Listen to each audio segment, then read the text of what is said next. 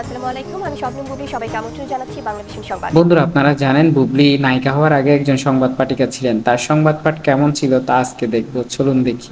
বিস্তারিত সংবাদ। অষ্টম পে স্কেল অনুমোদন করেছে বেশ মন্ত্রিসভা। বাচনভঙ্গি প্রধানমন্ত্রী ভালো, শেখ হাসিনার সভাপতিত্বে অনুষ্ঠিত দেখতে মন্ত্রিসভার মিষ্টি, নিয়মিত বৈঠকে সুন্দর। সোমবার এই অনুমোদন দেওয়া হয়।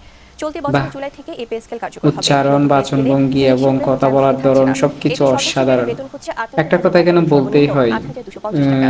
নতুন বেতন মাল্টি কাঠামোতে মূল ট্যালেন্টেড বেতনের একজন শতকরা 20% মানুষ বাড়িয়ে স্বপ্ন নববর্ষের বুবলি। ভাতার ব্যবস্থা। হ্যাঁ বন্ধুরা, আপনারা দেখলেন তার নিউজ প্রেজেন্টেশন।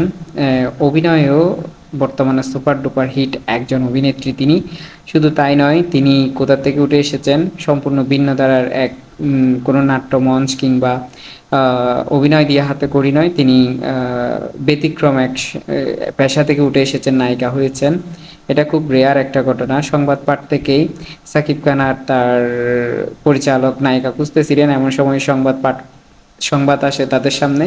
সংবাদ পাঠ করতে আসে সুন্দর মার্জিত এক অভিনেত্রী, যাকে দেখে দুজনেই পছন্দ করে ফেলে এবং যে ভাবনা সেই কাজ, তারা সিদ্ধান্ত নেয় তাকেই পরবর্তীতে কাস্ট করবে এবং চড়াই উতরাই তারা সফল হয় এবং বুবলির সেখান থেকেই ঘুরে দাঁড়ানো আর পিছনে ফিরে তাকাতে হয়নি।